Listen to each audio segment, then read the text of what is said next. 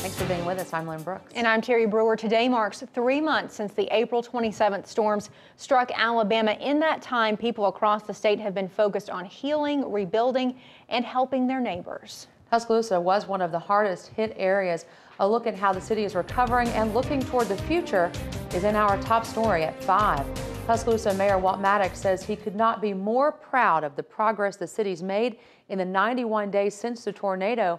He says 70% of debris has been removed, and Tuscaloosa is about to face another milestone, welcoming tens of thousands of college football fans in the midst of storm cleanup and rebuilding.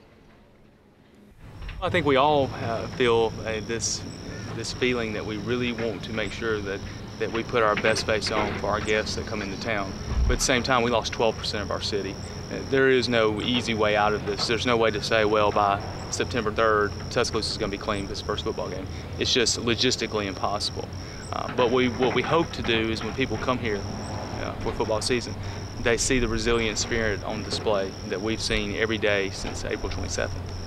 Our internal goal is hopefully by the end of football season that 99% of the debris will be removed from the city. Again, a lot of that's going to depend upon private property owners and making sure they do what's necessary to help move Tuscaloosa forward. In Tuscaloosa alone, 47 people lost their lives as a result of the April 27th tornado. Across Alabama, the death toll is well over 200. Join us tonight at 6 o'clock for an in-depth discussion with Mayor Walt Maddox about Tuscaloosa's storm recovery.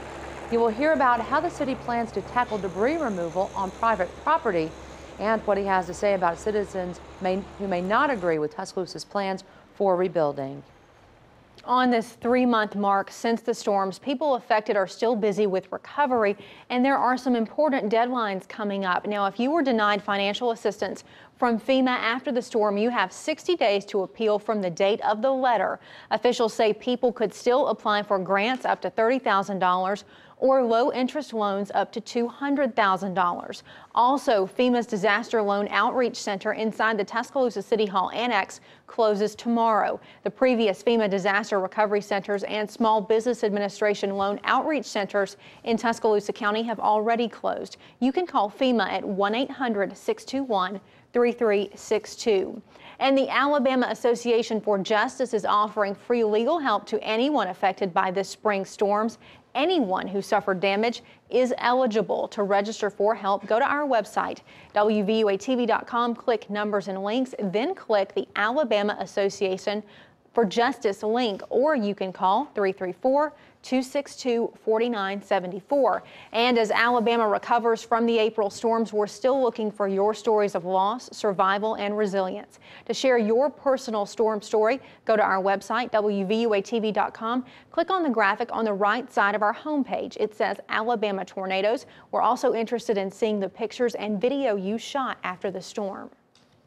Just ahead of a new school semester, a community college and a university in West Alabama are both facing problems with their accreditation.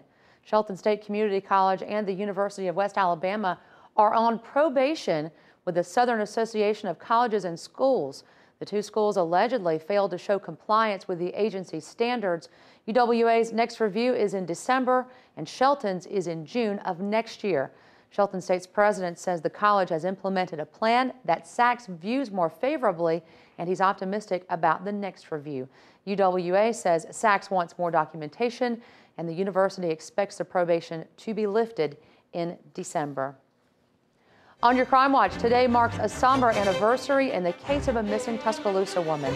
July 27, 2007 marked the last day family and friends saw Lisa Ann Green. 4 years later, they're still looking for answers and for Lisa Ann Green. WVUA reporter Candace Murphy spoke with Green's father about his daughter's disappearance and has an update on where the case is today. Lisa Ann Green was last spotted on surveillance video at the Food World in Cottondale. Now, 4 years later, Green's father, G.C. Skipper, says he is reminded of her disappearance every day. There are good days and bad days. Some days you're fine, and then other days it hits you like a ton of bricks for no reason whatsoever, except it could be a song, it could be, you know, a scent in the air or somebody laughing. Skipper says at first he had trouble coping. 4 years later, he's had progress, but still pain.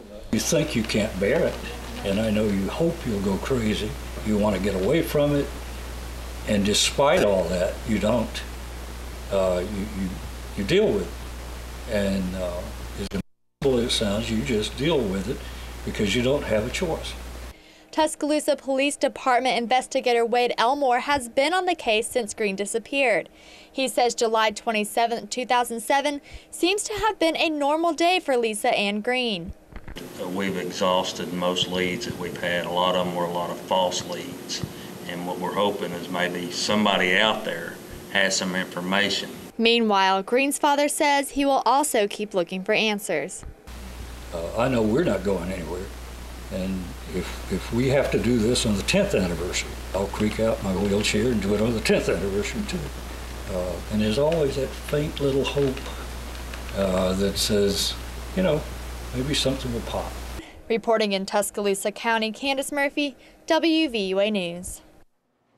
At the time she went missing, Lisa Ann Green was 43 years old. She's 5 feet 2 inches tall and about 111 pounds. Now, if you have any information on what might have happened to Lisa Ann Green, you can make a confidential call to Crime Stoppers, 205-752-STOP. You can also call the Tuscaloosa Police Department's Criminal Investigation Division at 205-248-2520.